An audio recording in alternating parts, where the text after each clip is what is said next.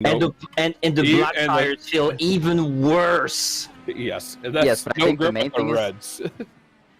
I think the blacks are going to be the way to go, so that you can No.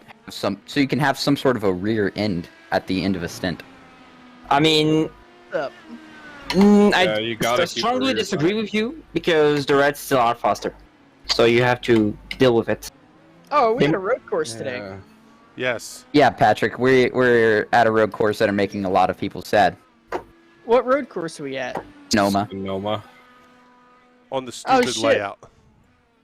Do I race with only 15 minutes of practice? Because I didn't realize we're Yes. on road course. Who needs practice? There's only like 15 people in here, and you can't be worse than me. What are you guys So what thinking? you're saying for is that I pit could windows qualify here? on the second row. What was that? What are you thinking for pit windows here? Whenever I spin. It's 17 to 18 laps seems to be where you can stretch it out to. If you do 2 stops, it's 17 laps to stop. Okay, so that's if you're stretching.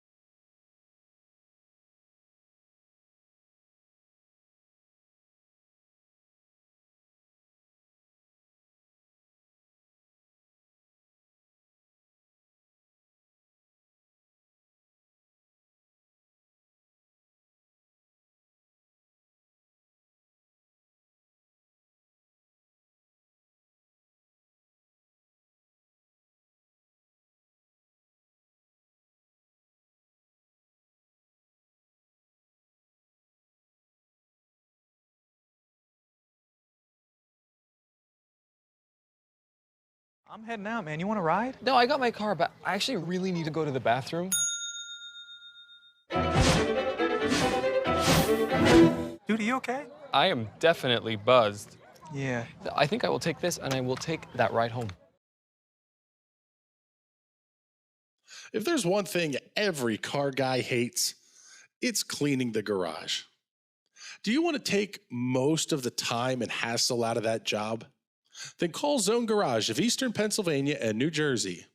Agnes and her crew will have your garage, shop, basement, or even your porch looking great all the time. With unique patterns and designs, plus the ability to incorporate your logo or any artwork, your space will never have looked better. Installation is done in 1 day, guaranteed, and Zone Garage offers a 20-year warranty on the top coat. Their coatings are durable, anti-slipped, and impact resistant. Give them a call at 570-856-6067. That's 570-856-6067 for Zone Garage of Eastern Pennsylvania and New Jersey. Have you joined the fastest growing fantasy motorsports app yet? On Grid Rival, you can join leagues with your friends and manage your own fantasy team on what race fans are calling, hands down, the best fantasy motorsport app out there. F1 and MotoGP leagues are now live for the 2021 season. Joining a league on Grid Rival will make every race more exciting, more engaging, and of course, more competitive. Download Grid Rival now on your iPhone or Android smartphone. Grid Rival is an unofficial application and not associated with Formula One, MotoGP, or any of their athletes.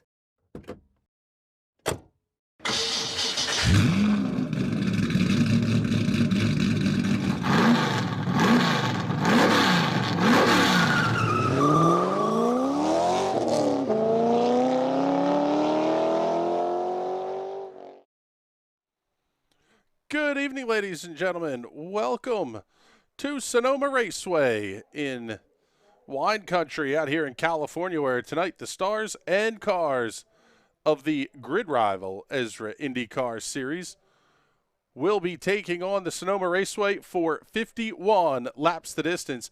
My name is Chris Graham with the National Racing Network. It is a pleasure to have you joining us here this evening. Qualifications out, just getting started, about a minute and a half or so in. Pleased, as always, to have Patrick Byrne joining us here. And I'll tell you what here, Patrick, it sounds like these drivers are having a big-time handful with these race cars.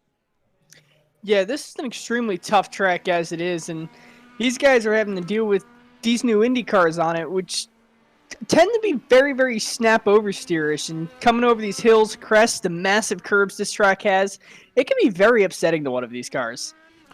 Hearing grip levels are somewhere from bad to non-existent as we take a look at the weather conditions presented by our friends at the Weather Center. Offensively accurate weather for Eastern Pennsylvania. 80 degrees the ambient temperature. Winds out of the southwest at 13 miles an hour. 122 degrees of track temp. I tell you what, Patrick, there is no grip available for these cars when the track temps get that high. Yeah, when the track temp gets that high, basically it turns all the rubber that's been placed down onto the racetrack almost liquidy. It just wants to move around. It doesn't actually want to stick to the tires. And it can be very similar to driving like wet or muddy conditions. It's a really interesting feeling, especially when you make as much power as these Indy cars do. Taking a look here at James Watson as he is wrapping up his first lap of qualifications. We'll see if it's going to score, and it does. 1 minute 17.60 seconds. Connor Baldwin moves to the top of the speed charts. 1 minute 16.71. James actually running a different paint scheme here this evening. We got to get Trading Paints to update here for you. We'll come back to that one in just a moment, but there's a look at Connor Baldwin's number 19 machine.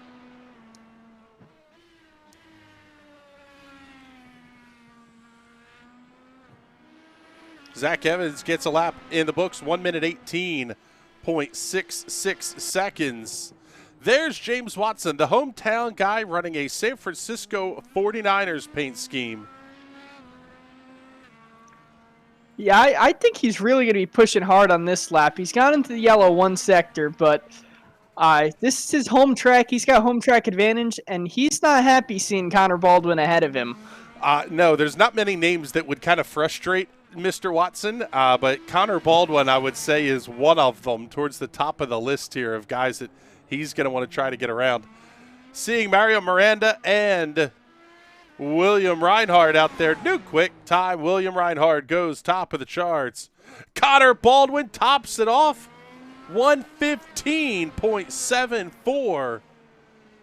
There's Connor Baldwin's time. Chris Wilhite out on the racetrack here. He has just finished up his qualification session.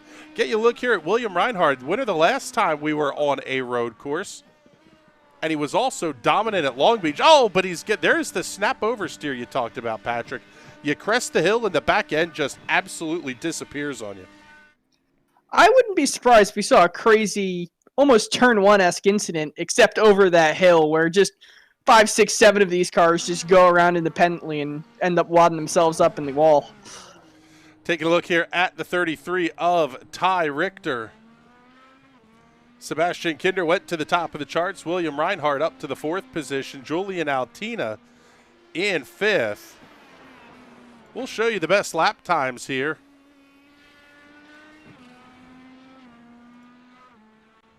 I want to thank everybody who's tuned in on the National Racing Network YouTube and Twitch pages, or at least they will be tuned in on Twitch here in just a moment.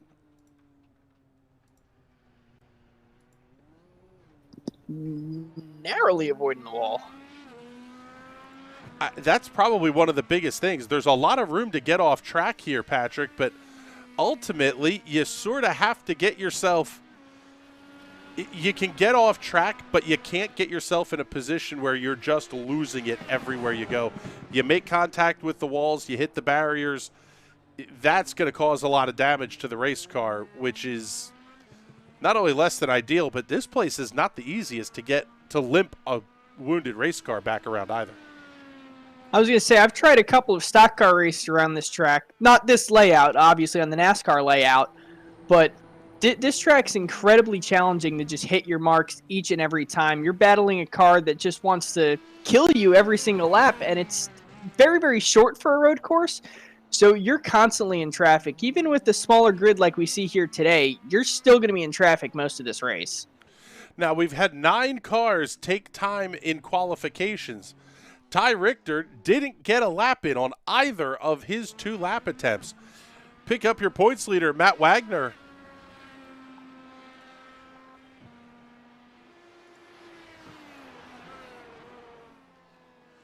Follow him around. He makes his way up the hill through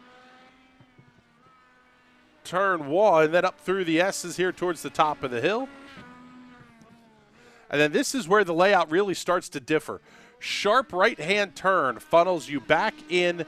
It's almost like you're never out of 2nd, maybe 3rd gear in this entire section.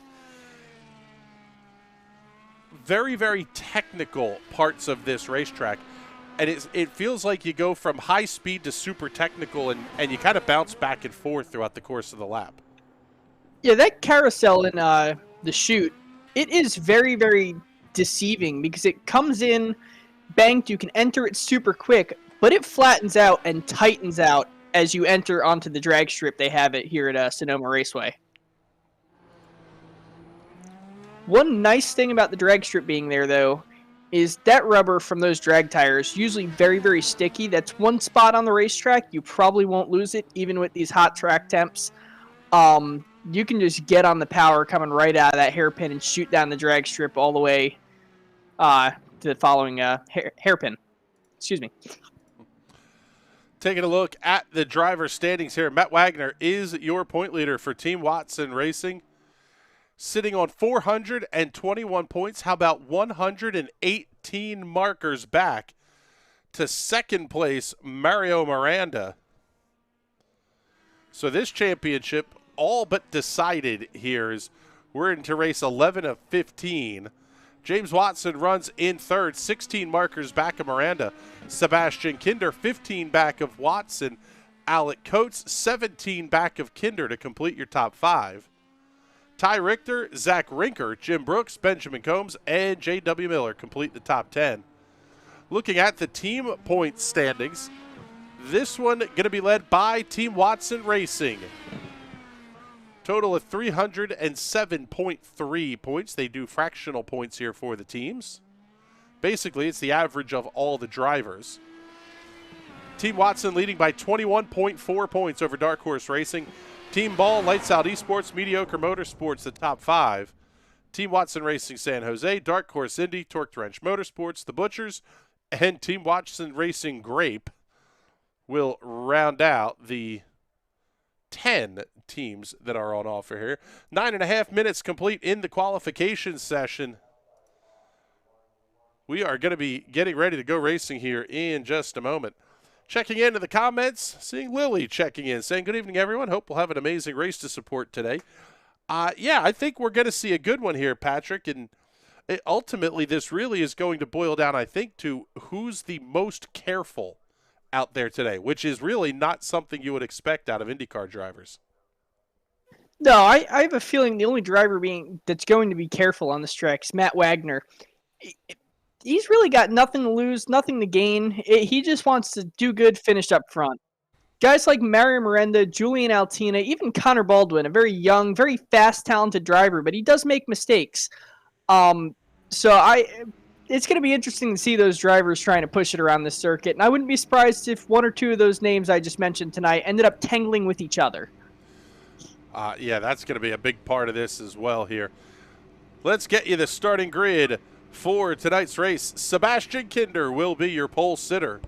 Lap time of 1 minute 15.650 seconds.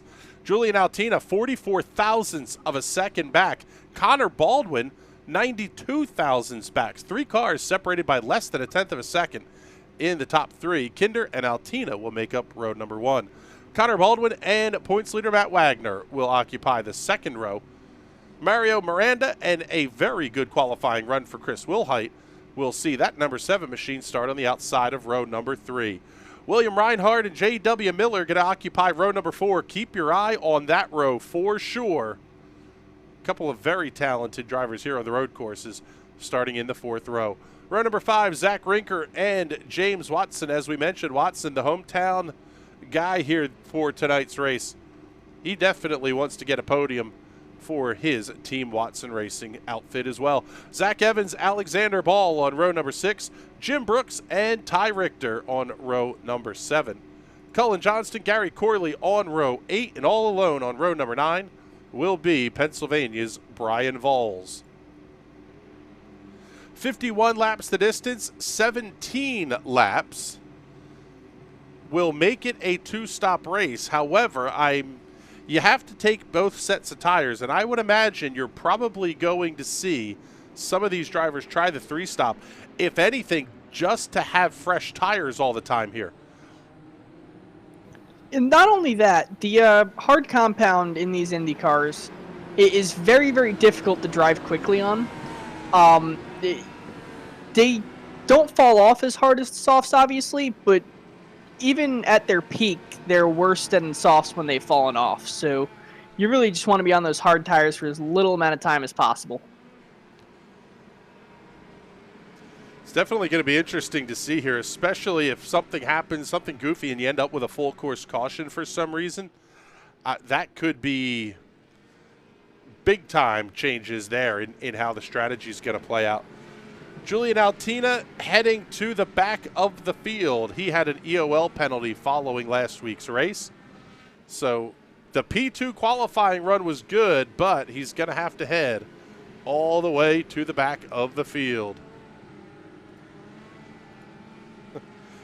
Derek Love checking in saying, I think we need DLR out there.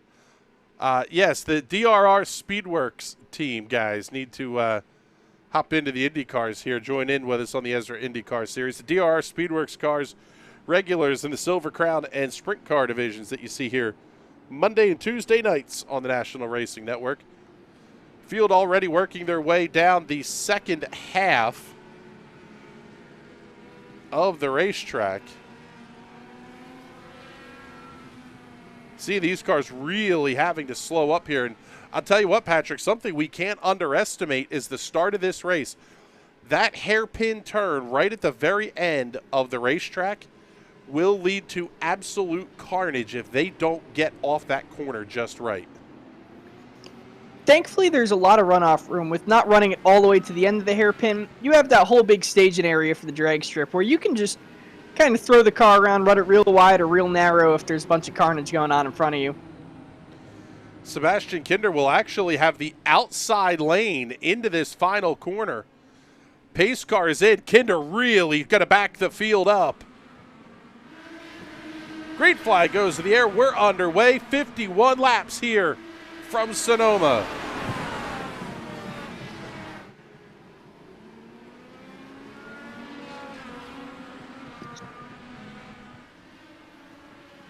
Sebastian Kinder already with a huge lead off the start of this race. He's already over a second ahead of everyone else.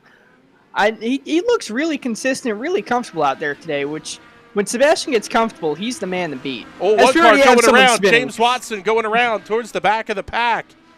Watson almost beached the car. He'll have to swing it back out onto the racetrack. Take a look here, show you what happened to James Watson on the Hot Shoe Racewear instant replay.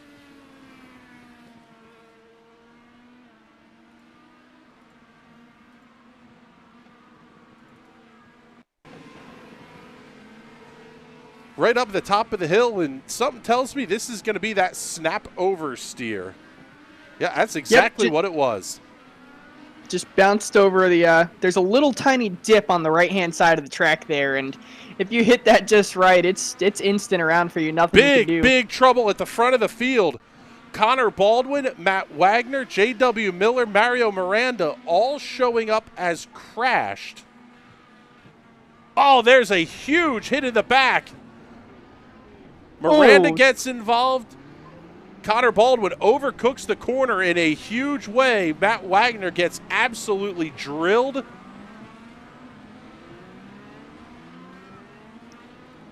Get you another look at this one here.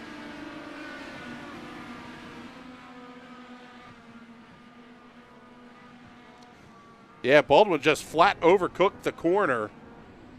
The Baldwin Agriland, number 19. Tough break there. I would imagine Matt Wagner going to be pretty darn frustrated with that. Yeah, thankfully, Matt Wagner's car does not look like it's in too bad a shape. Hopefully he can get back on track and make up some positions and maybe pay back Connor Baldwin. Trouble on the racetrack for Julian Altina. There's the contact. Man, that was even bigger contact than we thought here. Altina basically had to get stopped down there for that incident.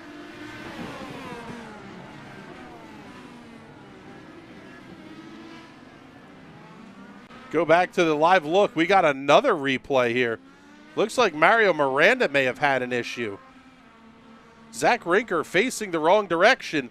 Miranda gets loose, loops it around. Oh, man, James Watson almost got two in the first couple of laps there. Miranda doesn't hit anything, gets it back on the racetrack.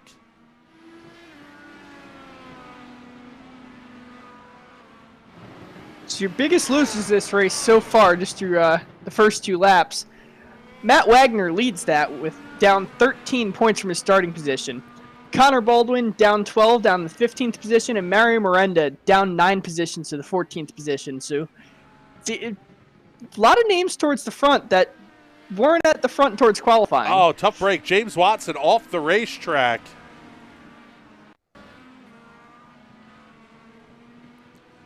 The night of ugliness continues here for James Watson. Just overshoots the corner. Pancakes the left-hand side of that machine, and he'll have to take the tow back into the pit area. Trouble on the racetrack for Cullen Johnston.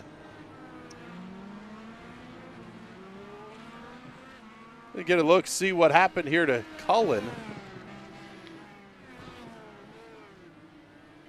Overshooting that final hairpin. Thankfully, there's room there for him to just take it wide. I almost wonder if he was just letting Sebastian Kinder go by. So let's reset the field here for you. Sebastian Kinder all alone as we work lap number 4 of 51. Good Lord. We've been in instant replay for almost 3 laps here.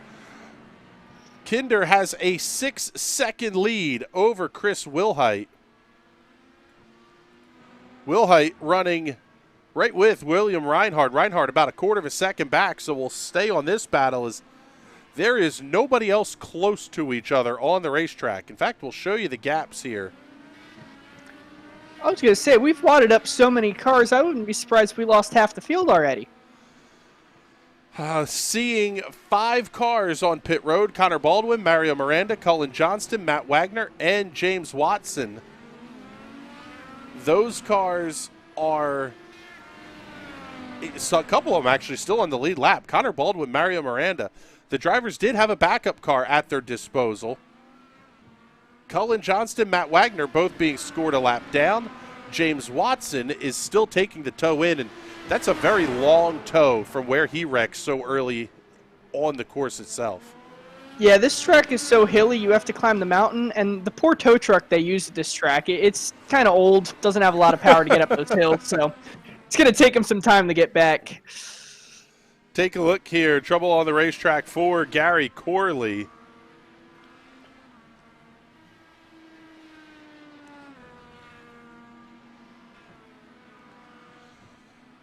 He just overcooks the chicane a little bit, goes off track. However, we'll see. It looks like he may have had another incident heading down towards the hairpin. Oh, yeah, he just overcooked that one, too. I'll tell you what here, Patrick. It really goes to show the difficulty that these drivers are having finding anything that resembles grip out on this racetrack right now. Yeah, these cars don't have anti-lock brakes. So when the track is as slick as it is, it's really hard to figure out where on that brake pedal you can hit and not have the tires lock up and just start sliding past the corner.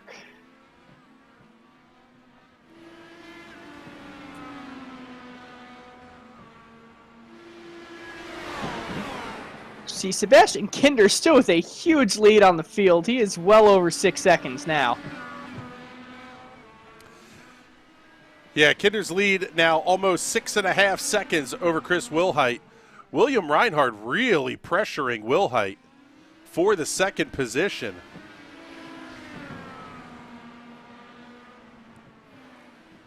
Reinhardt may have a little bit faster of a race car, but Sonoma is one of those places where it's very difficult to pass only because you have so few true passing zone opportunities.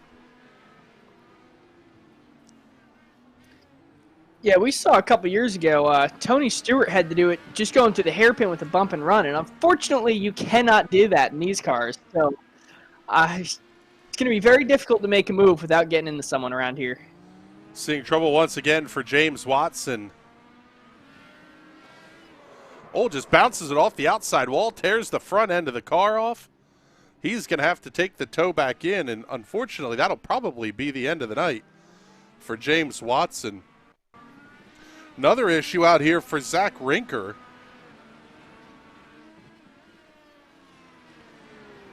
Overshoots the corner, loops it around. Another car off the racetrack there.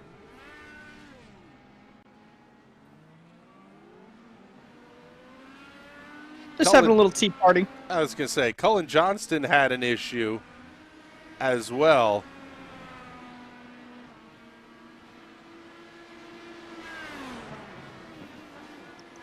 Oh, he just overcooks it straight on, noses it into the barrier. Johnston basically junked the front end of that race car. Here's Connor Baldwin heading up the hill towards turn number 2. Man, same kind of snap oversteer. This is just insane. Mario Miranda having an issue. This would be his second of the race.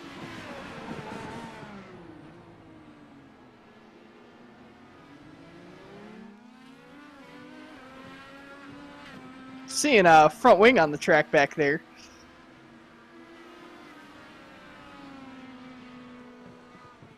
Oh, just seems like he overcooked it a little bit, and he still made it through fine. Say, we've been in replay so long in this race, it's almost seeming like a live highlights reel. Yeah, pretty darn close here. William Reinhardt able to get around Chris Wilhite. We'll show you the replay on that one as well here. And Hot Shoe better be giving you a bonus for this race. Yeah, really. What a pass by Reinhardt. Nice save on the oversteer there, too. Man, that went full tank slapper.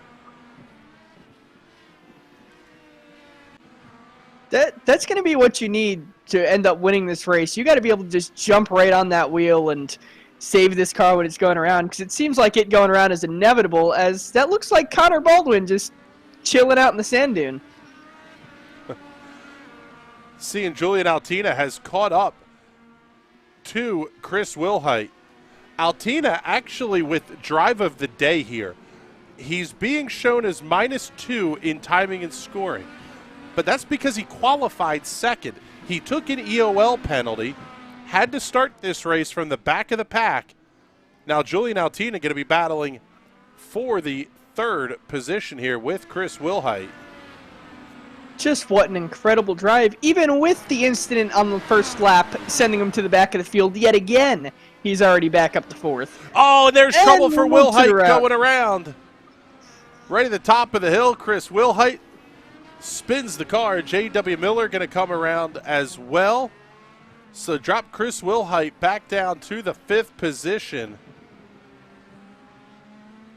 Trouble on the racetrack for Zach Evans.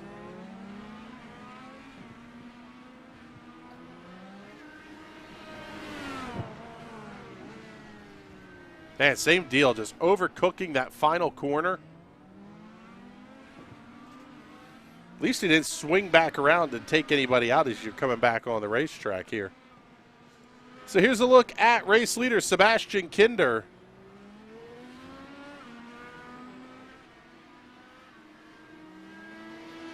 William Reinhardt closing the gap a little bit. The gap was extended to over 7 seconds, but it doesn't seem like he's closing it fast enough to just catch Sebastian Kinder. That dude is on fire today, as you can see by the flames on the side of that race car.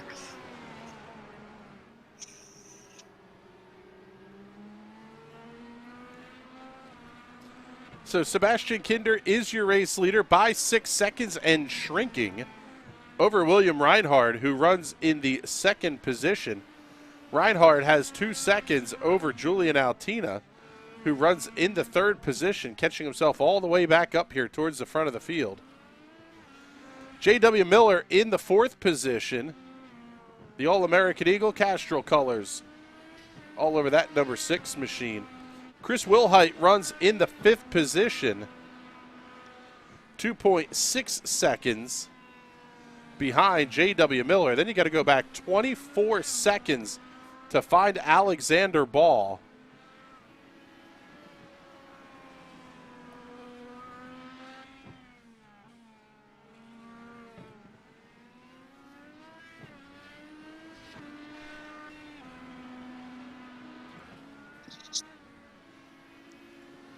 Anticipating we're going to see about 45 seconds of time lost on pit lane. So if they have to make the green flag pit stops, obviously nowhere close to losing a lap.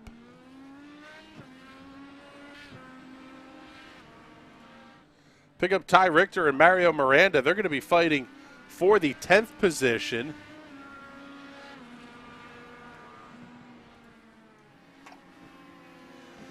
Comment from Joe Miranda. I don't get it. These are veterans with ample practice. Is this a sim thing? No. This is, quite frankly, it is not my favorite layout of the Sonoma Raceway. This is what the IndyCar series ran in the real world. However, it is not a really conducive layout to passing or clean racing. And by nature of, you have the longer straights, you have to take a little bit of downforce out. You can't run a high downforce setup here and be quick.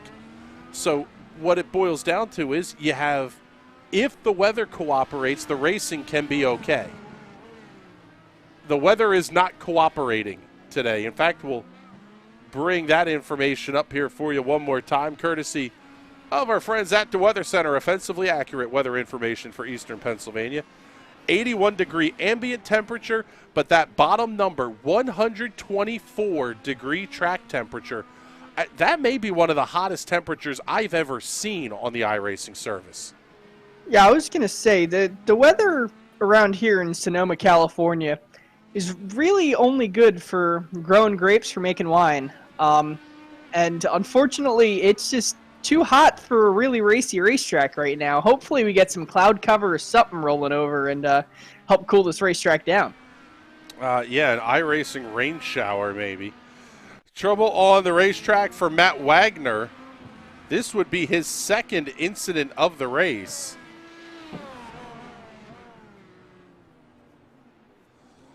Oh, overcooks it just a little bit. Manages to get a piece of the 21.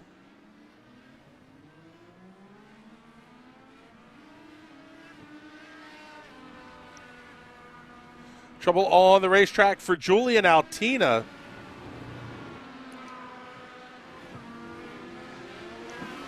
He was actually right caught up to William Reinhardt here. You could really see the brakes glowing on that car. On all of these newer cars on the iRacing platform, brake fade is simulated, so I wouldn't be surprised if in this incident here if we saw him definitely way overcook the brakes.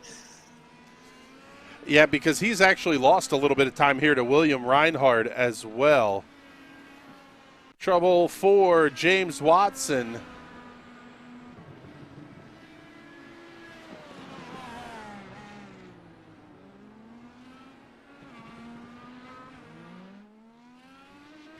Well, I think that may have just been getting way slowed down for the hairpin here.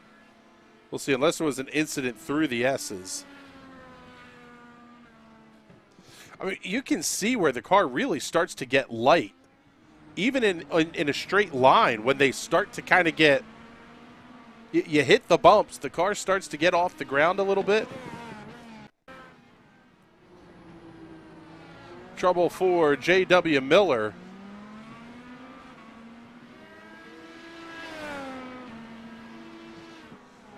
Well, he's going to make his first pit stop here at lap number 12. He's really sending it in the pit lane there. I'd be curious if he didn't get a speeding penalty. Yes. No, doesn't look like he did. 49 seconds flat. 13.7 seconds. Time of the stop for J.W. Miller. Seeing trouble for Zach Evans.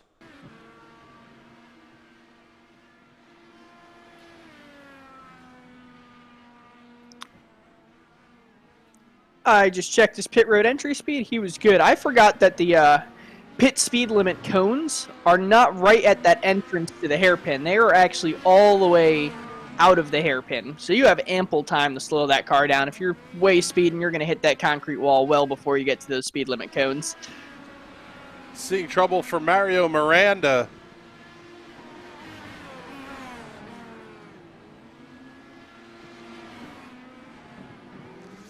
Yeah, a lot of this, what we're seeing is cars just getting slowed down. They have to decelerate so hard for the hairpin. Possibly the same thing here out of Julian Altina, as he's still running in the third position. You can see the brakes really lit up there. I see these guys exiting that corner very, very shallow, so I wonder if they're just really taking it easy, trying to get the car slowed down extremely early, and try to make something, or not hit the wall, my apologies. Julian Altina getting really close now to William Reinhardt.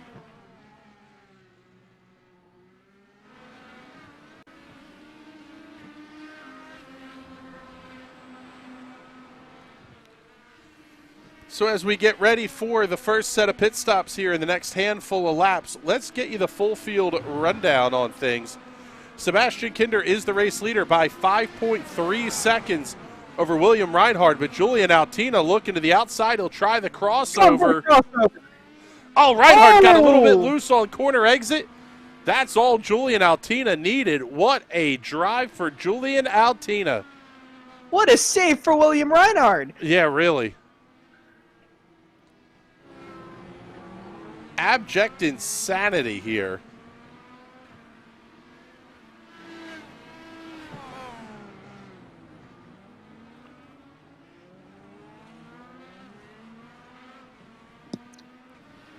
Julian Altina now, I think he's the guy on the track that can do it, but he's got to close that 5 second gap down to Sebastian Kinder.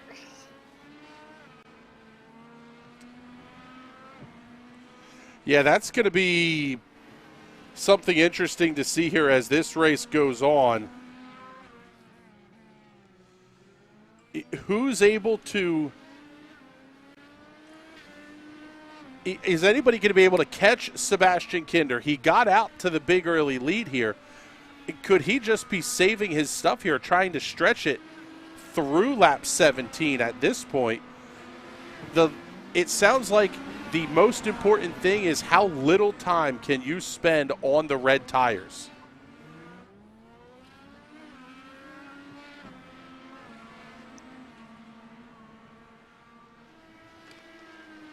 Yeah, and especially this pit road is extremely long. Granted, it is in one of the slower sections of the track, but the pit road speed limit is in effect for a really long time going back down that front straightaway. So we talked about your race leader here. We haven't gotten to show him a whole lot to you. Sebastian Kinder holding on to the race lead over Julian Altina, but Altina is coming in a hurry. The gap now inside of 4 seconds between Kinder and Altina. How about 3.9 as Kinder makes his way through turn number 4. There's Altina following him through there.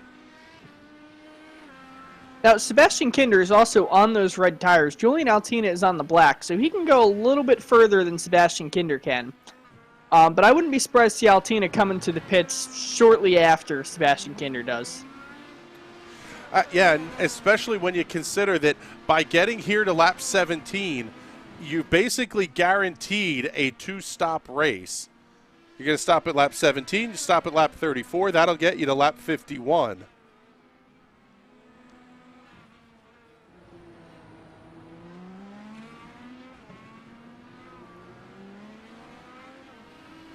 And quite frankly, that could be the reason that the gap is shrinking the way that it is. Sebastian Kinder's softer red tires may have gone away completely here as Julian Altina making his way onto the pit lane. That is very intriguing because I know he could push those blacks out longer than that. You almost wonder if basically you don't need to. Chris Wilhite also making his way into the pit area. There's really no incentive to. Once you get to 17, you were good.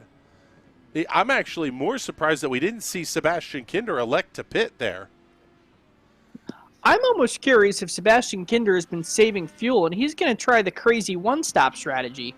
I don't know if it can be done, but me and him have had some really, really interesting fuel-saving battles, so I think he can do it if he's trying hard enough. That would require a stop at lap number 26 for Sebastian Kinder, which would be absolutely unreal if he were able to make that kind of fuel mileage. J.W. Miller on the pit lane now. Mario Miranda, great comeback drive. He's up to the 5th position, and there's your answer. Race leader Sebastian Kinder making his way down pit road here at lap number 18. William Reinhardt also in the pit area, as is J.W. Miller. So now the question becomes, where does Julian Altina come out in relation to Sebastian Kinder?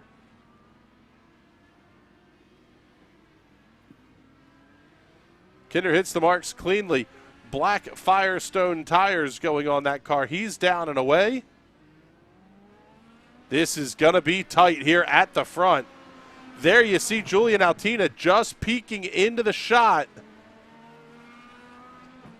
He's going to be right there with a shot at Sebastian Kinder because Kinder's got to get the tires up to temperature. Yeah, I'd be afraid that Kinder's going to push it a little too hard going through here.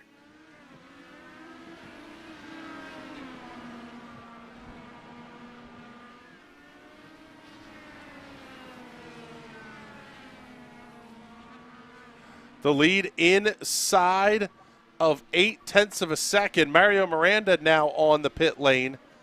He's the last of your race leaders that has to make a pit stop. Alexander Ball has not stopped yet. He currently runs now in the 5th position, coming around Miranda on the exchange of pit stops. Altina thinking about it, but decided not to go for it right through the chicane.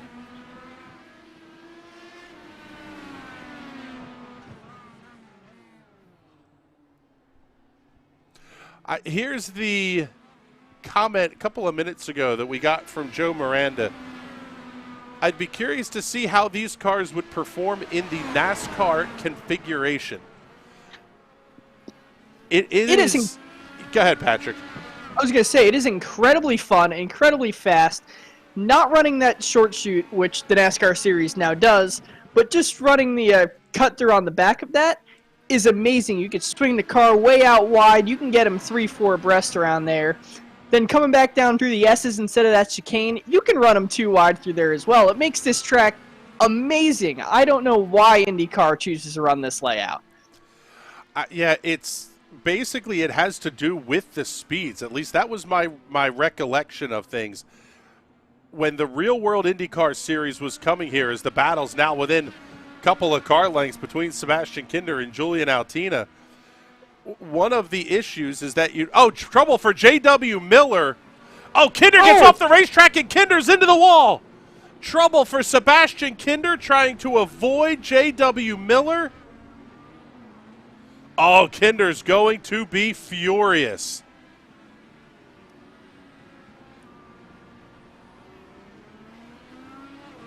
Get you the Hot Shoe Racewear instant replay on this one.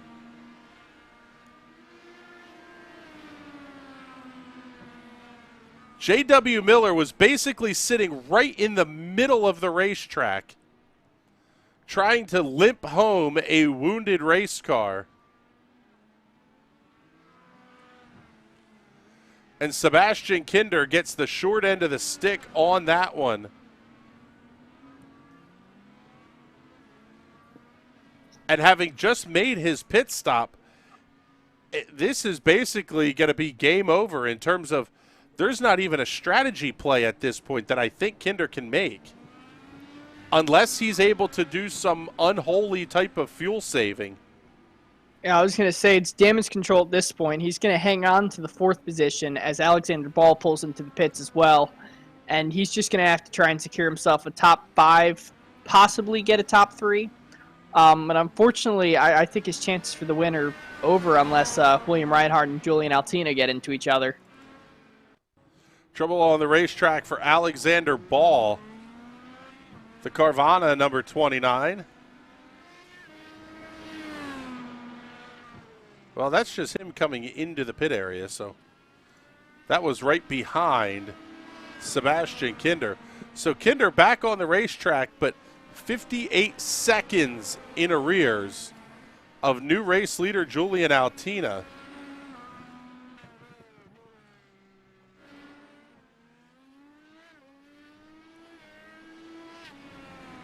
What was shaping up to be a spectacular duel may turn into a bit of a runaway here now as we hit the halfway point.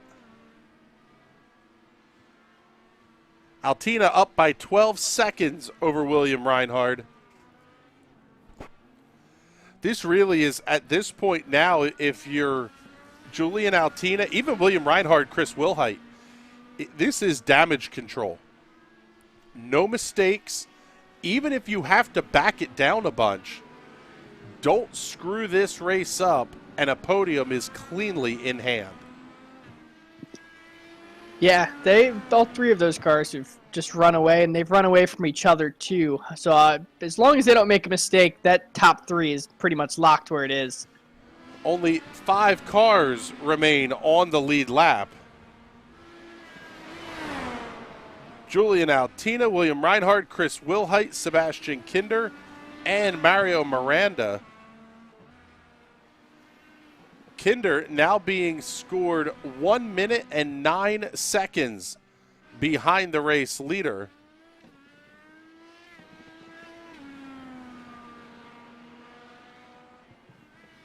Seeing trouble for Sebastian Kinder. Oh, he got off the racetrack. Big way heading into that in the first of the hairpins. Loops the car around. He's going to give up fourth. You'll see Mario Miranda come screaming past here in just a moment. So Sebastian Kinder back down to the 5th position.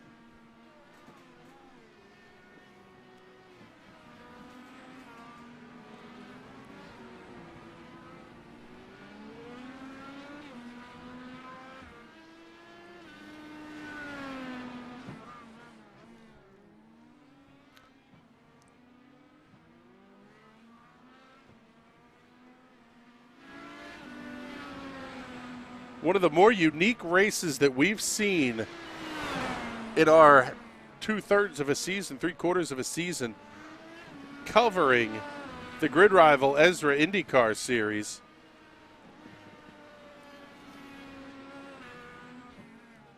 Julian Altina now leading by almost 14 seconds over William Reinhardt. Checking in the comments here, Wolfman RC saying, oof, that guy needs a solid penalty for that. Yeah, I would tend to think something will be coming here from race control, if not in race, definitely post-race for J.W. Miller. J.W. Miller is on the racetrack, currently being scored 2 laps down in the 10th position. Show you the gaps here. It'll give you an idea of who's left on the lead lap. And it's going to be not many cars here. Sebastian Kinder only about 3 or so seconds ahead of Julian Altina.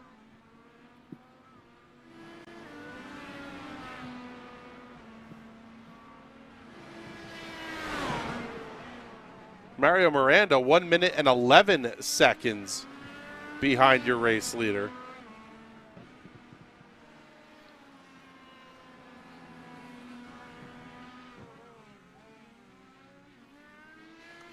I just saw Chris Wilhite had a off-track incident, and he looks like he lost a big chunk of time there. Yep. Yeah, actually, a full-on spin through the chicane. Lucky that didn't tear the front wing off of that car when he came back down on the bounce there, too. I was going to say, he needs to just hit his marks because Mario Miranda and Sebastian Kinder are, I believe, the 2 closest cars on track right now. And those guys are just trying to hunt down Chris Wilhite.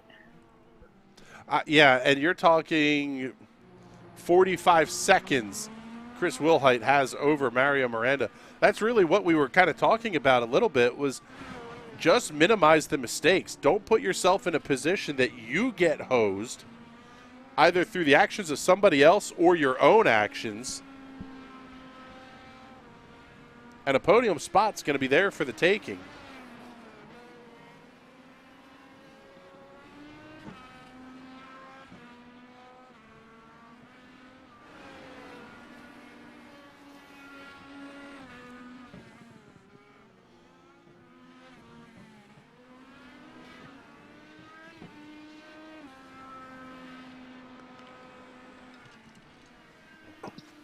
Working lap number 26 of 51. Julian Altina, your race leader, by 16 seconds over Chris Wilhite. Mario Miranda, Sebastian Kinder, Alexander Ball, Zach Evans, Jim Brooks, Matt Wagner, J.W. Miller, the top 10. 6th through 9th, all being scored 1 lap down. 10th place, J.W. Miller, the only car 2 laps down. And here's the interesting part of this, Pat. Even for the damaged race cars and the guys that have had issues, we still have the vast majority of the field still out here on the race course. So with the exception of Brian Vols, Zach Rinker, and Connor Baldwin, everybody else is still turning laps and within a couple of laps, if not of the leader, at least of each other. You could make up a ton of positions if somebody has an issue in the second half. Yeah, I wouldn't be surprised. A lot of those cars, a couple laps down, do have a good deal of damage on their car. I remember James Watson, he didn't have the backup card available when he hit the wall in the front stretch, so I know he's got some damage on that race car. And some of these other guys might be dealing with that as well. So I wouldn't be surprised if later on we see a bunch of these cars just start going around, just not enough grip in the tires, not producing downforce in the body, maybe some bent body panels, bent suspension. And normally there isn't an incentive to stay on track, but with all of these cars on track with damage right now, there's nothing to lose if you stay on track. Yeah, basically just stay out of anybody's way that's on the lead lap and at least try to keep your nose clean.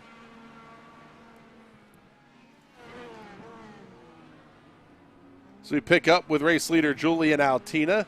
He'll be putting lap number 27 in the official record book, starting lap number 28 now.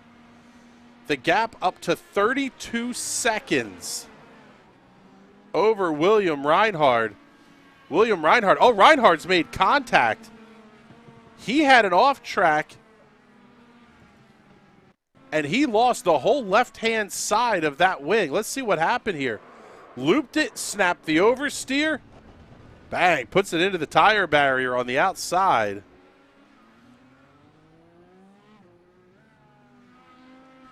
Pick up the cockpit cam here. See how that car's driving. It looks not to be very well. Well, but at least the steering is fairly straight in that car. But here is William Reinhard on the pit lane. And this is all that Sebastian Kinder needed to potentially get back into a podium position. Reinhard overshoots the box just a little bit, has to back up. Again, compounding mistakes. And it looks like this may be a pretty significant repair here. He's upwards of 20 seconds now in the pit box. Sebastian Kinder up to third place, although he is about to get lapped. Yeah, Mario Miranda has gone a lap down.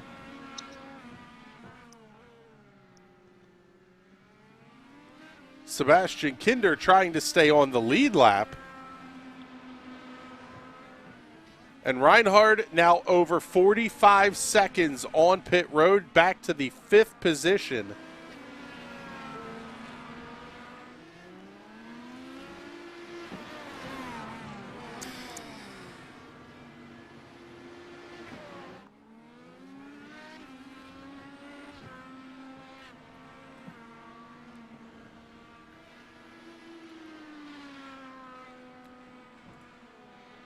So as we're working at lap number 29, I want to say a big thank you to everybody who helps make these broadcasts possible, including series title sponsor Grid Rival.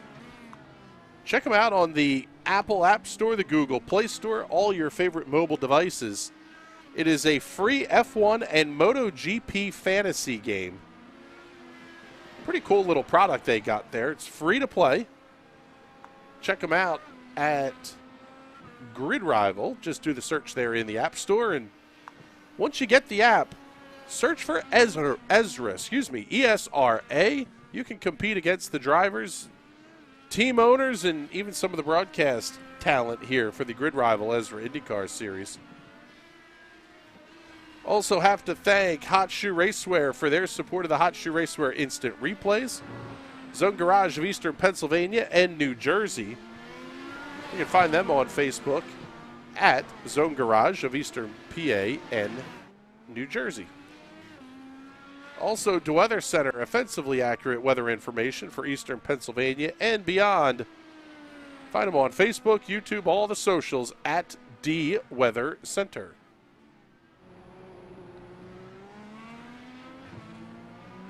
Julian Altina is checked out. Chris Wilhite has done the same. over second place Sebastian Kinder and fourth place Mario Miranda.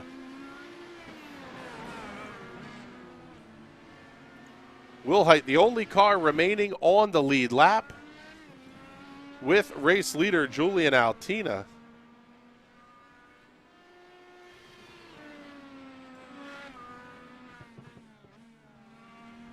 Sebastian Kinder running in the third position. Was it locked in a great battle with Julian Altina?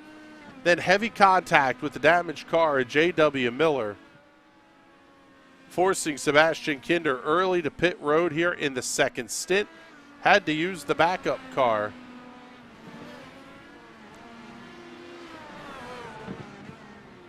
Not a bad recovery, though, to get back to the third position. Yeah, definitely could have gone a lot worse. He never dipped below fifth position, and now he's back up to third. It's not a race win, but it's not a total loss either.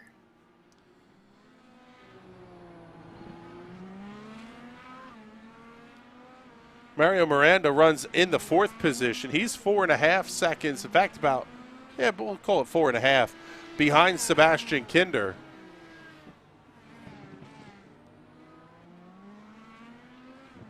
Miranda trying to eat into the points lead of Matt Wagner. It was 118 points heading into tonight. Wagner currently being scored in the 7th position after an early incident with Connor Baldwin on lap 1. Not a bad recovery drive so far for Matt Wagner. Give a shout here to Alexander Ball in the number 29 Carvana machine as he makes his way through the final hairpin. He runs in the 5th position, up 7 spots from the drop of the green flag. Currently, your grid rival, hard charger of the evening, tied for the honor with Jim Brooks, who runs in the 6th position. But with Ball running in 5th, he'll get to claim the hard charger award as we see Cullen Johnston off the racetrack.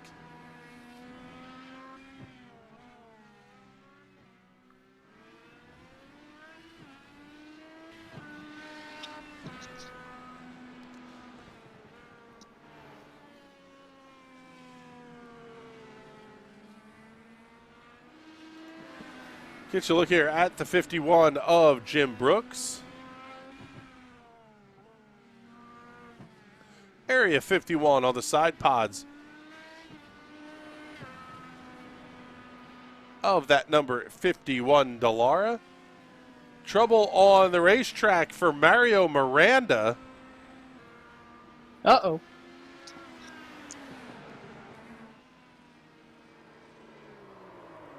Just looks like he gets loose and loops her around. Does the little half spin here, gets the car spun back around. Flamingo promo on the sides of that number 99 machine. He's able to loop the car back around, hold on to the 4th position. Sebastian Kinder now with a pretty safe lead over Mary Miranda. Yeah, that gap 16 seconds is what we're seeing on the stopwatches right now.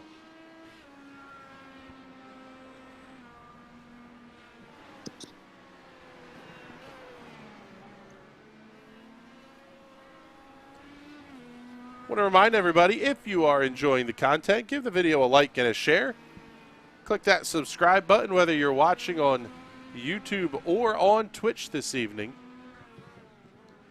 And if you would like to support our work in a little bit more personal way, you can click the Super Chat button or the Join button, just a couple of bucks a month. Quite frankly, helps us out in a very big way. A lot of fans in small numbers will tend to do that for you. Race leader Julian Altina putting Jim Brooks another lap down.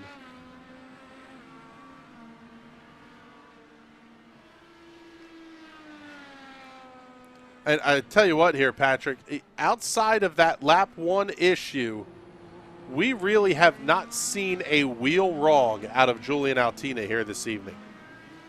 Yeah, he's just done everything right, been super consistent. Really, just being able to drive up through the field not once but twice is just absolutely amazing. So big credit Julian Altina for this tonight, because it's one of the most impressive drives I have seen on the iRacing platform.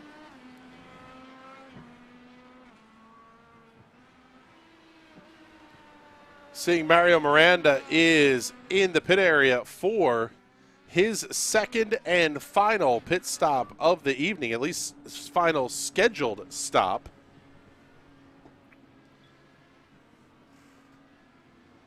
Sebastian Kinder will be able to go a couple of laps more after the incident at lap number 20.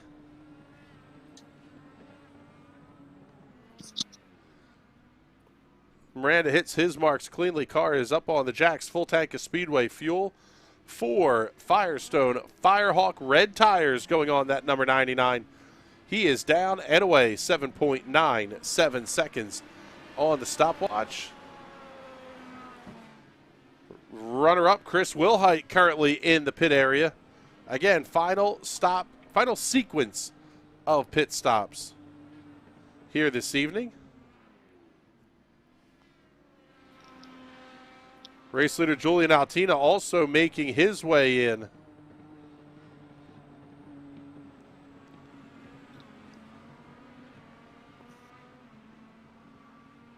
Sebastian Kinder has gone around Chris Wilhite. Now, Julian Altina needs to remember here, he needs to put the reds on. He has run the blacks for the first stint and this current stint. So if he doesn't put the reds on here, he's going to have to make one more stop, or he's going to be penalized and have the win encumbered. Well, there you go, down and away.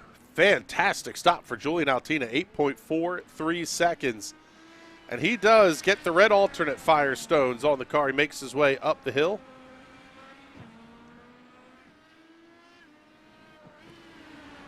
Looks like that's going to put Sebastian Kinder up to the second position. If he could build that gap on Chris Wilhite, he'll be able to hang on to that. Yeah, I say that's about the only problem that Sebastian has right now, is he's got to build the gap up over about 45 seconds or so. And he's only got a couple of laps to do it with here.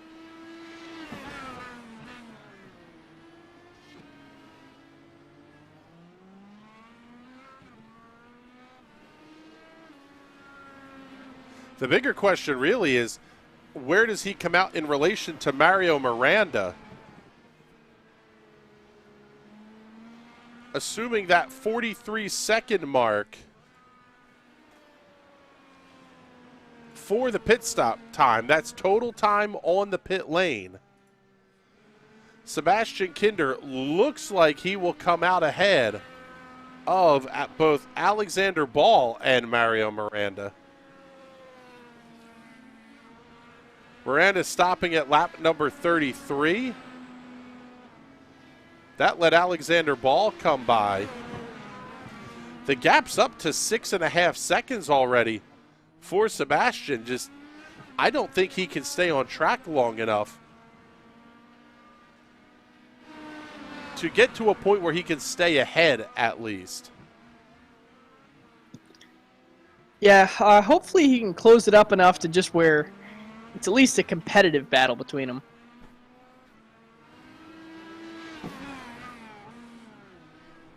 Yeah, outside of the first couple of laps, we haven't really seen much of cars battling with each other. And quite frankly, a little surprising, it hasn't been much of a strategy race either. Everybody able to make this on 2 stops.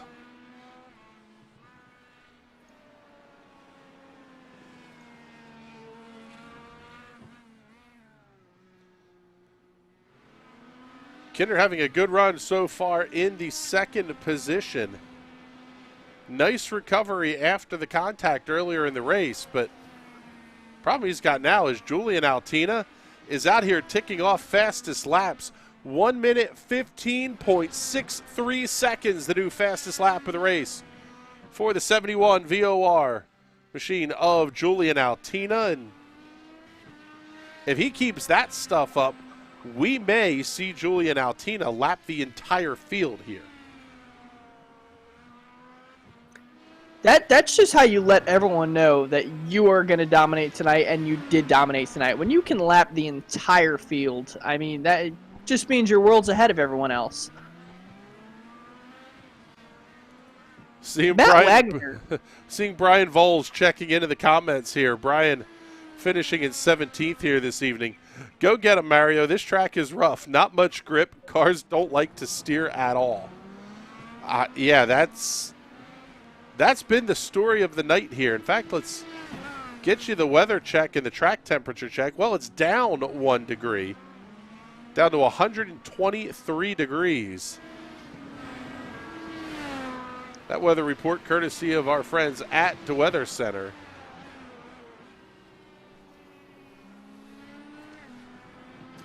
And at the rate that these cars are going here, as Matt Wagner gets out of the way of race leader Julian Altina, Altina goes new fast lap again, 1:14.65. He's 2 seconds a lap faster than Chris Wilhite that last time by. I'm sorry, let me correct that. 4 seconds faster than Chris Wilhite. Just absolute domination. Sebastian Kinder has made his final stop. Going to be scored in the 3rd position. Behind Chris Wilhite, the gap 19 seconds. Oh, man, there's contact with James Watson and race leader Julian Altina. Get you a replay. Look at that one.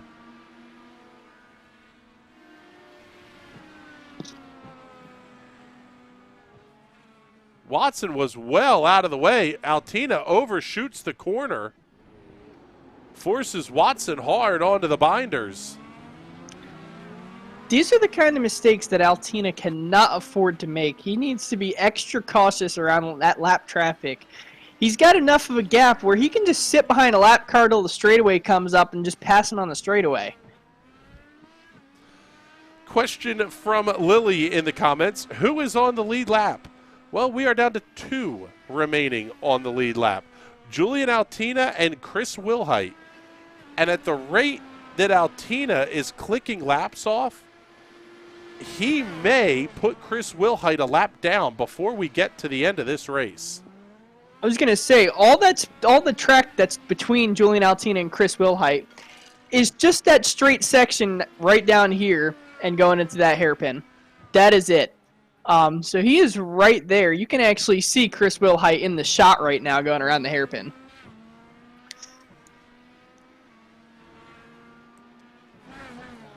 Will certainly make for the interesting victory lane interviews here.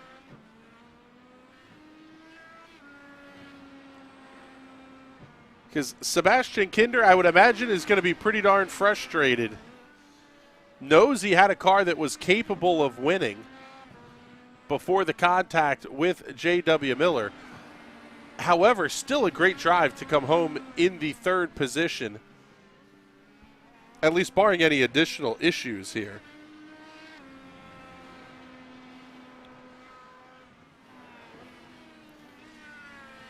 And this is sort of what we talked about here with drivers staying out on the racetrack and trying to stay out of trouble. Here's James Watson, just came around Gary Corley for the 11th position. However, it's only 1 lap to 10th place Ty Richter.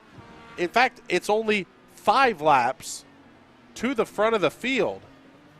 Any of those cars ahead of him have a race-ending type issue. That's another position that James Watson will be able to gain. So on a night that we have seen carnage and insanity on this racetrack, only 3 cars currently out of the race right now. Excuse me, 4 cars out of the race.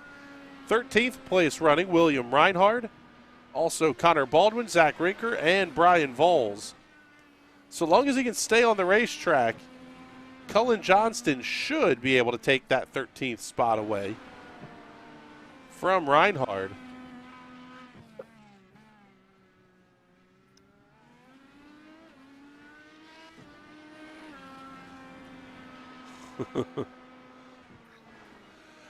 Oh.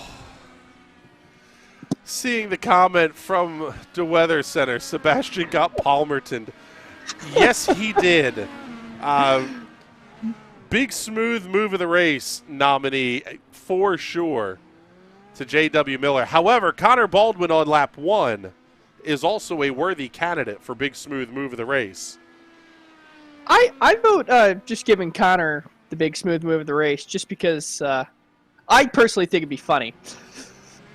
All right, so there you go. Connor Baldwin, congratulations. You are the Big Smooth Move of the Race recipient. By the way, that's not a good thing.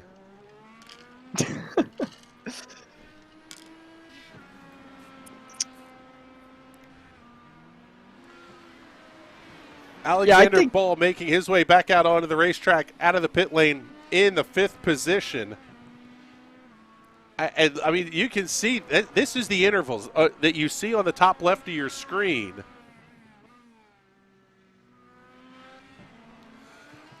That's a real-time look at the gap from car to car. That's not in relation to the leader. That's in relation to each other. There's just nobody close to each other out here on the racetrack. Jason Owens checking in saying, torpedo incoming. Yes, hit the air raid sirens. The torpedoes are a-flying. DeWeather want to thank the track officials for painting the turn curbs DeWeather blue and yellow. We may have a not-Sobner Jason Owens here. Connor Baldwin should win Big Smooth Move of the Race for every race. Hashtag Treehouse. Oh, that's beautiful. Julian Altina still your race leader by 1 minute and 12 seconds. And he's turning 1 minute and 16-second laps. As we are down inside of 10 laps to go here at Sonoma Raceway.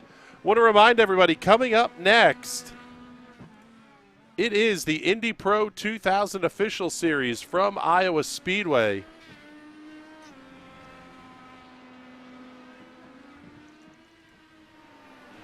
Joe Miranda nailed it on the head. Thank you very much for that, sir. We appreciate it.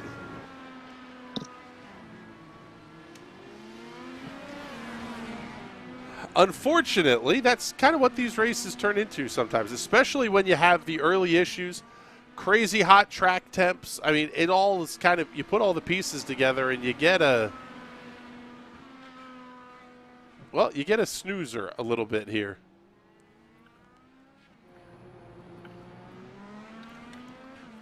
Now, I will say, though, you have to give Julian Altina a ton of credit here. Everybody else in this race has had their car looped around backwards, making contact with stuff. It's been a hard night for these drivers, and kudos to the 13 of them that are still turning laps out here on the racetrack, because ultimately this is a very difficult night for these drivers to have to run, and Julian Altina has not put many a wheel wrong here this evening. Yeah, he is actually only half a corner behind, half this little hairpin behind Chris Wilhite coming around to lap him. So he is going to lap the entire field here. There is no doubt about that.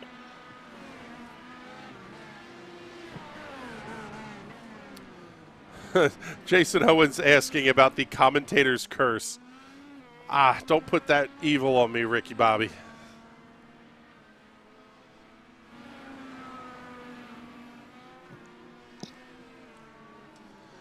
There you see Chris Wilhite coming through the shot.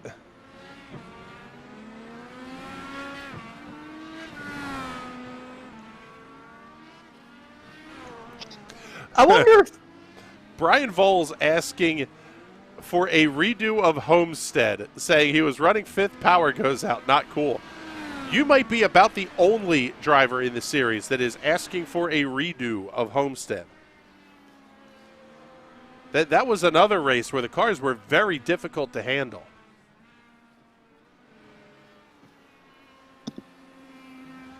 So go ahead, Patrick. You were wondering... I was going to wonder if Chris Wilhite is going to try and fight Julian Altina and force him into making a mistake, or if he's just going to park the car on the side and let Chris Wilhite or Julian Altina go on by and lap him. That's a fantastic question.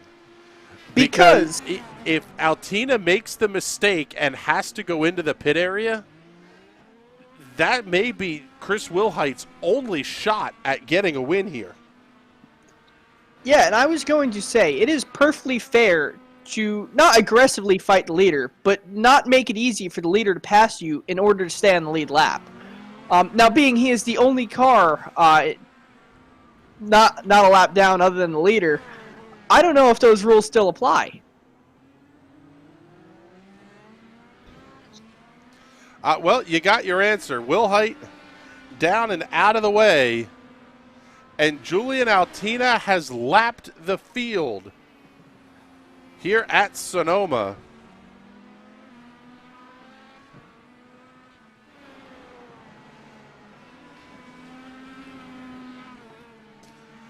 Last time I saw a race like this was the TNT Series last season.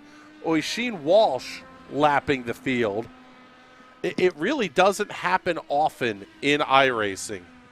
Oh, that race when he lapped the field still has a sour taste in my mouth. I had a car in the field that could compete with him. I was running just as fast as him, except my car was set up extremely loose, just came around on me out of 4 and ended up hitting the wall, unfortunately.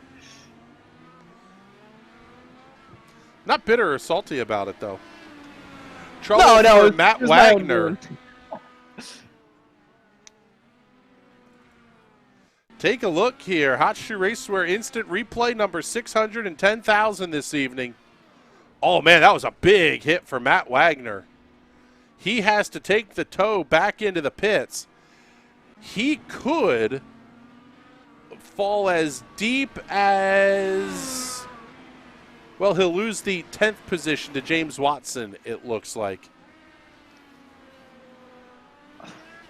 That almost looked like he just steered left straight into the wall. I'm wondering if the GPS unit that he has on the dash of this car just quit working. I mean, he's used to the ovals where it's just telling him to turn left, and that looks like what he did. Yes. We forgot to swap the GPS into road course configuration.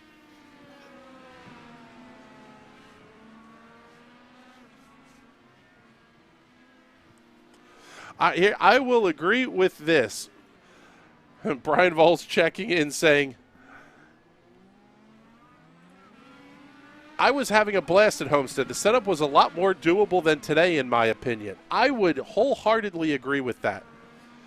I don't know that these drivers could have planned for track temperatures to be this high. I mean, Pat, when you're working on setups for an open setup race, you never really take the extremes of temperature into consideration. Not normally, no. The only tracks that really come to mind for extreme temperatures is really just Darlington, maybe Dover, just because it's a concrete track, is a little more prone to temperature changing it. But normally I don't even test all the way in the far ranges because it just doesn't happen very often. Yeah, that's basically it. When you're going to run a race that is either super hot or super cold to help make the car more drivable at the racetrack, that's usually in a league situation where the admins have said, hey, we're going to go super cold this week. Prep your setups for that.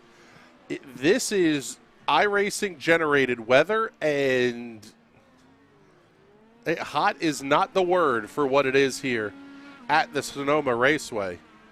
Oh, it's a dry heat. Don't worry. Get you one more look here at the weather conditions, courtesy of our friends at the Weather Center. Track temp is down to 121 degrees. Well, you see, it's only 35% humidity, and there's a 13-mile-an-hour wind, so at least it's a little cool to the fans in the stands. Yeah.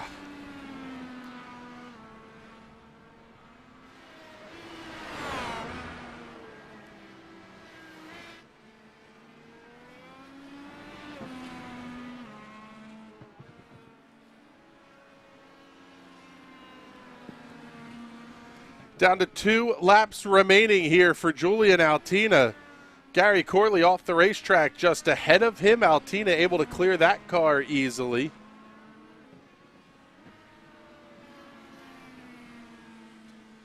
I'll tell you what, for the race that we had here that is absolutely dominated by Julian Altina, the next one will most certainly not be. Coming up here at the conclusion of this race, we're going to hop on the flight out to Iowa Speedway for the Indy Pro 2000 Championship. A true pack race of the PM18s is what we're expecting. The best in the business on the official series, mixing it up with some of the road course ringers that come in. They only run the handful of ovals the PM18s turn, and it makes for some absolutely outstanding racing.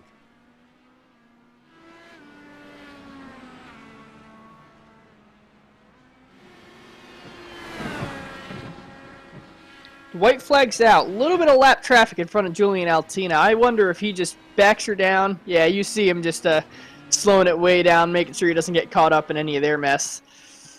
Yeah, the problem is you can't slow yourself down too much here. Now J.W. Miller caught right in on Altina.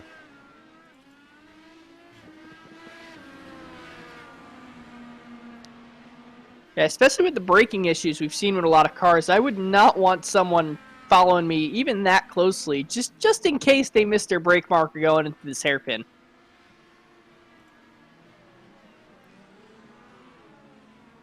Coming up next week for the Grid Rival ESRA INDYCAR Series.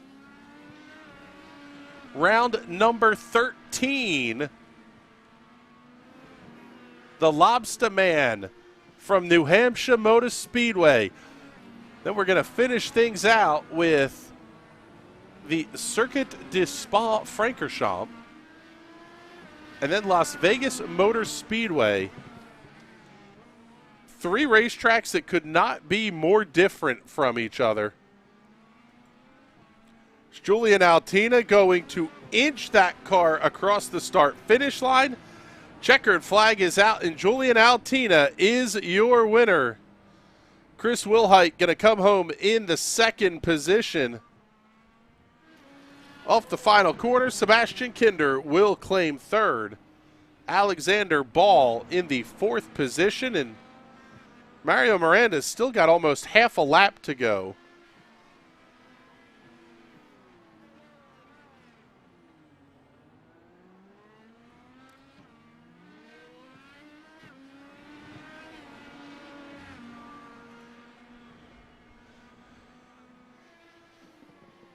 Big Smooth comment of the race goes to DeWeather Center. Does that Iowa track have Tennessee red clay? That's Knoxville Raceway in Iowa. We're heading to Iowa Speedway in Newton, Iowa. Racetrack absolutely in the middle of nowhere, off of I-80 and I-35. I've seen that track on Google Maps. There's literally a gas station across the street, maybe a house on a Rusty Wallace Drive, and that's about it. That's about it. Yeah, I've been to Iowa Speedway several times. I tell you what, though, absolutely incredible racing out of that facility.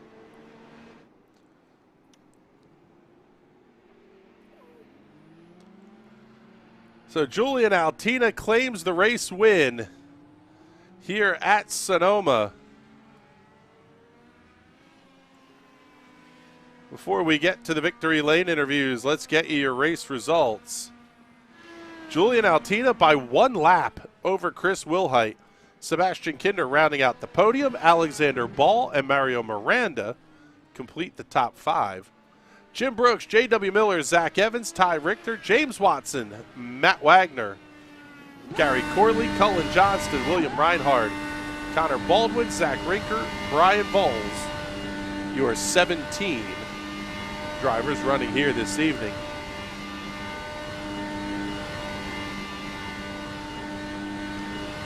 Absolutely grenading the frame rate here. Thank you very much, Mr. Altina.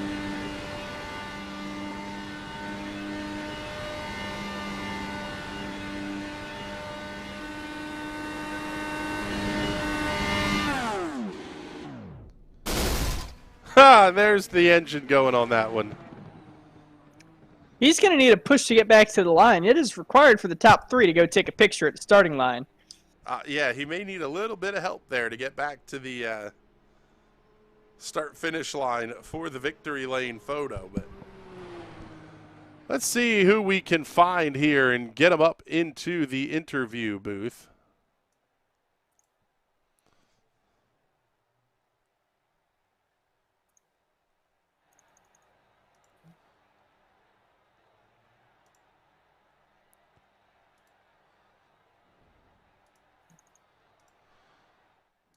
We'll start things off here with our third place finisher here this evening, Sebastian Kinder. And Sebastian, my initial reaction is to say you're probably gutted after that one, because that 97 machine was absolutely a car that could have won here this evening. I could have won. I mean, Julian was just too fast today, so maybe I couldn't have won. But like, that was just such a dumb move I made. Why did I go on the left where there was so much space on the right for JW? Yeah. After that, though, that's really where the gut check comes in, because you have to make the recovery. And this was not an easy racetrack to drive here. So you really did have to buckle down and focus very, very quickly after that incident. I mean, I still did a mistake after that, and Mario overtook me, but then other people did mistakes, and I managed to get back onto the podium, but like... Well, it was a good points night for you, and really not a bad night all the way around, even with the incident. So congratulations on the podium finish here this evening. Who would you like to thank? Thank James Watson, my team owner, National Racing Network, for broadcasting and sponsoring TWR, and TWR alone for also sponsoring TWR. My whole family and my sister who will be watching tonight. Yeah, she's it wasn't a fun night, but wait, what? I say she's been in the comments here with us, or at least I think it's your sister. I mean, she probably is. You already know who it is with Brismont, so. Yeah, this one was a lot of fun. So congratulations on the podium here, Seb. We're looking forward to talk to you a little bit more here this evening. And pick up our runner-up finisher this evening, Mr. Chris Wilhite. And I tell you what, Chris, you had an adventure of a night as well yourself here. It seemed like everyone but Julian had an adventure tonight. Yeah, we definitely had a few moments there. It's a tough track. We kind of knew it coming in that this was going to be a tough race, and that if you just kind of survived and kept the car clean, it should be a good finish for you. It's a racetrack that you went into it knowing it was going to be difficult, and then you see the weather conditions when you sign in here. Was that just completely heart-stopping at that point? It was slick, wasn't it? Yeah, I mean, with this track has so many slow speed corners, and with this car, that it can kill your rear tires. So yeah, that was kind of what Julian and I were just talking about. That was my focus the whole night, was just trying to manage the rear. And I know at times I was probably a little bit slow from it, but yeah, that was all about the track being slick and this car. You could just murder your rear tires, and if you do that, then you're done for the race. So I feel like we did a pretty good job managing the tires. Yeah, it was a great run for you, and you finished a lap behind, but not often you get to say you finished in second a lap down. So congratulations on the runner-up finish here tonight. Who do you want to thank? Yeah, give a shout out to Team Ball Racing. Had a great night tonight, second, fourth, and sixth. And thanks to ESRA. Thanks to you guys for doing the broadcast. And I guess thanks to Julian for stinking up the show there. that was a great ride by him. Yeah, pretty darn fantastic. Thank you very much, Chris. We appreciate the time. And well, let's talk to the man of the hour here. Julian, it seemed like everybody else had major issues, if not multiple times. How were you able to keep this number 71 VOR machine clean? Honestly, I did some practice earlier in the week. I felt pretty comfortable right away. I've driven this track not too long ago in another league. I don't really remember which league it was anymore because I didn't do too well in that race. But yeah, I kind of knew from then on that with the practice times that it wouldn't be, this is going to sound a little bit cocky, but I knew it wasn't going to be too difficult to get through the field because I was seeing people doing 17s, 18s even at times.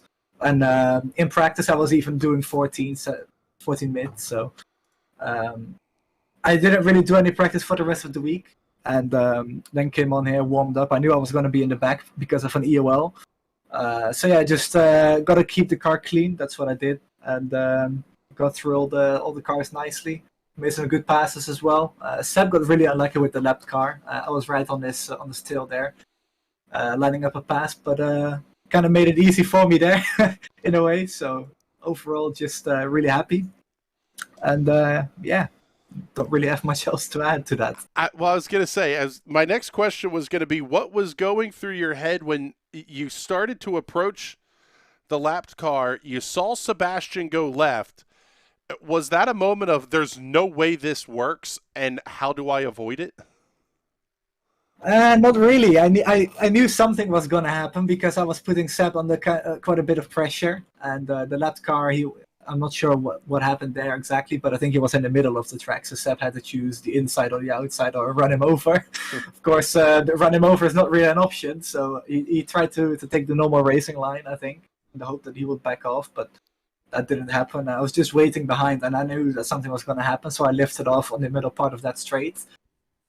Like 2 seconds before their contact happened, I lifted off already, and I was able to drive by it pretty easily. And the way it looked from my angle, it looked pretty funny, so I was laughing actually. But just like I said, really unlucky for him, but made it easy for me.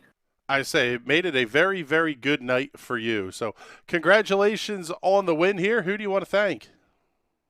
Well, of course, you guys, the admins again, as always, for you guys putting this stuff on here. In this league, my own stuff, VOR, Velocity Online Racing, iRacing League on Thursdays, Fridays and Saturdays, IndyCar, NASCAR, and Formula 1. Check it out, velocityonlineracing.com. And on Twitter, at VelocityOR. Yeah, that's about it. So thanks to those people. All right, Julian, thank you very much. And well, Patrick, as we get ready to wrap up the coverage here, well, it was interesting to say the least here. What's the takeaway is there a takeaway, or are we just now looking ahead to next week? I believe the takeaway is that Sonoma Raceway needs to invest in coolers, ice boxes to put under the racetrack, especially on the corner exits and across all the crests. But no, more seriousness, if we look forwards towards New Hampshire, New Hampshire is an awesome track, great racing, and of course, after you win, you have to go to Red Lobster, get a nice lobster dinner.